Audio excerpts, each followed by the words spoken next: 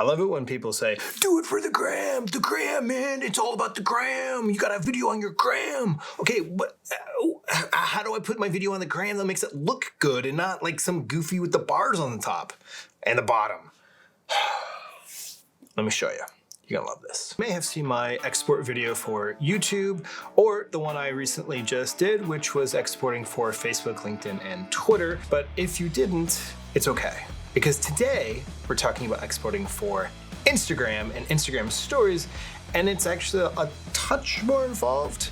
At least it should be. Well, let me show you. So we're back in our multicam editing project here, and most importantly, what I want to show you is that in order to have a really good Instagram export for your video, you actually want to set up a new timeline. Let me show you why. So if I was to export this, come up here, do Command M or go to File Export, and I'm just going to change our width here from 1920 to 1080 to 1080 by 1080. And the reason for that is because the Instagram post obviously is 1080 by 1080, so we want to fit that profile. But look what happens. I get these goofy bars on the top and the bottom, and then when it actually posts to Instagram, like that video is gonna be like super duper tiny. I don't like it. I don't like it at all. So let me show you how I do it. Cancel out of this. I'm gonna come up here. I'm going to take my commercial or my social post here. I'm going to duplicate it. And the first thing I'm going to do is, let's just call this COM-IG so I don't get mixed up. I'm gonna right click on it. I'm going to go back into sequence settings, and I'm gonna switch this from a 1920 to 1080 to a 1080 by 1080, which will make that a vertical 1:1. Click OK. Basically Premiere Pro saying, you sure you want to do that? Now from here, now it's gonna be a whole lot easier to export.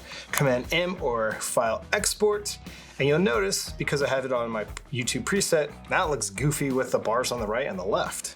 So what we want to do is come over here. I'm going to show you my Instagram video 1080 by 1080 bitrate 4.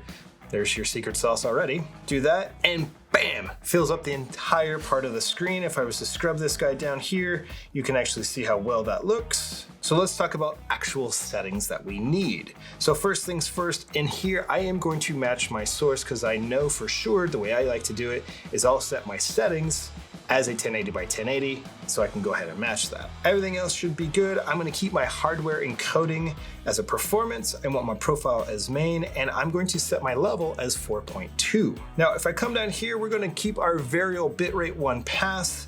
If you had questions on what that is, there's actually 2 other videos about that, but basically, this is just how I like to do it. I'm actually gonna keep my target bitrate here at 4 because that gives me the highest quality video for Instagram, while up down here, also creating a pretty small file size which can be uploaded.